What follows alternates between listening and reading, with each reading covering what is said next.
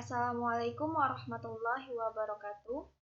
Perkenalkan, nama saya Putri Imelda Barul Lubis, NIM 1910204081 dari kelas 5B dalam mata kuliah Biologi Konservasi. Dosen pengampunya yaitu Bapak Hendra Latiman, MPD. Baiklah, di sini saya akan menjelaskan tentang elemen dasar pengelompokan biodiversitas. Elemen dasar biodiversitas. Terdapat 3 macam elemen dasar biodiversitas tersebut, yaitu 1. Keanekaragaman gen atau genetik, 2. Keanekaragaman spesies atau jenis, dan yang ketiga yaitu keanekaragaman ekosistem. Variasi dalam keanekaragaman makhluk hidup disebabkan oleh adanya gen dan interaksi gen dengan lingkungannya. Keanekaragaman gen adalah variasi atau perbedaan gen yang terjadi di dalam satu jenis atau spesies makhluk hidup. Keanekaragaman gen menyebabkan variasi antar individu sejenis, seperti keanekaragaman tanaman padi dan mangga. Tanaman padi terdapat beberapa macam atau varietas seperti IR, PB, Kapuas, Rojelele, dan Sedani. Tanaman mangga mempunyai beberapa varietas seperti arum, manis, manalagi, gadung, dan golek. Keanekaragaman mangga dan padi disebabkan oleh variasi gen.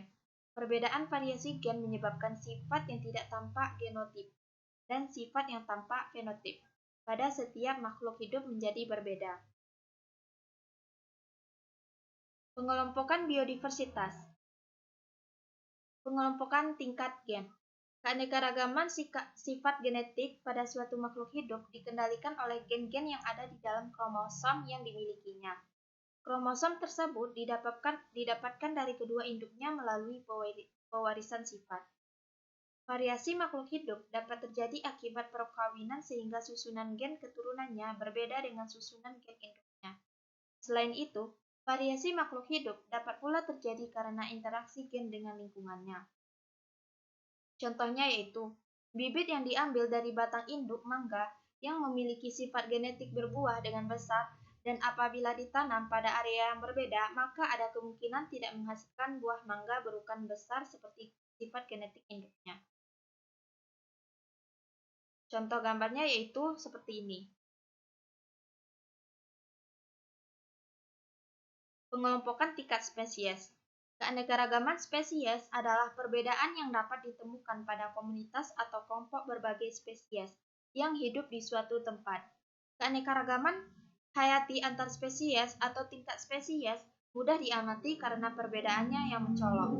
Contohnya yaitu keanekaragaman antara kurma, sagu, dan kelapa. Meskipun tumbuhan itu merupakan satu kelompok tumbuhan pada palem-paleman, masing-masing memiliki fisik yang berbeda-beda dan hidup di tempat yang berbeda.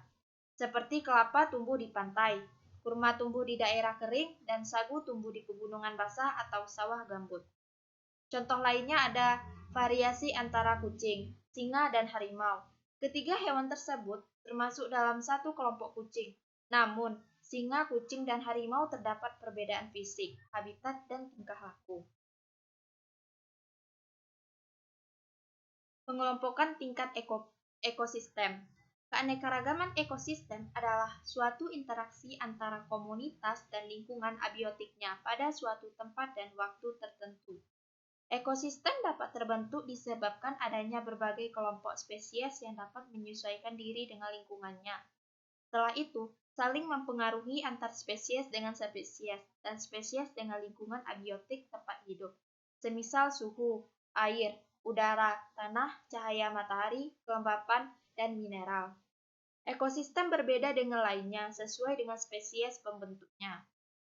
Terdapat beberapa ekosistem, yaitu ekosistem sungai, ekosistem rawa, ekosistem terumbu karang, ekosistem laut dalam, ekosistem padang lumut, ekosistem mangrove, ekosistem danau, ekosistem pantai pasir, dan lain-lain. Selain ekosistem alami tersebut, terdapat juga ekosistem buatan manusia, yaitu agroekosistem seperti sawah, kebun, dan ladang. Hanya saja, agroekosistem memiliki tingkat keanekaragaman spesies yang lebih rendah dibandingkan dengan ekosistem alamiah, tetapi mempunyai tingkat keanekaragaman genetik yang lebih tinggi. Sekian penjelasan dari saya ucapkan terima kasih. Wassalamualaikum warahmatullahi wabarakatuh.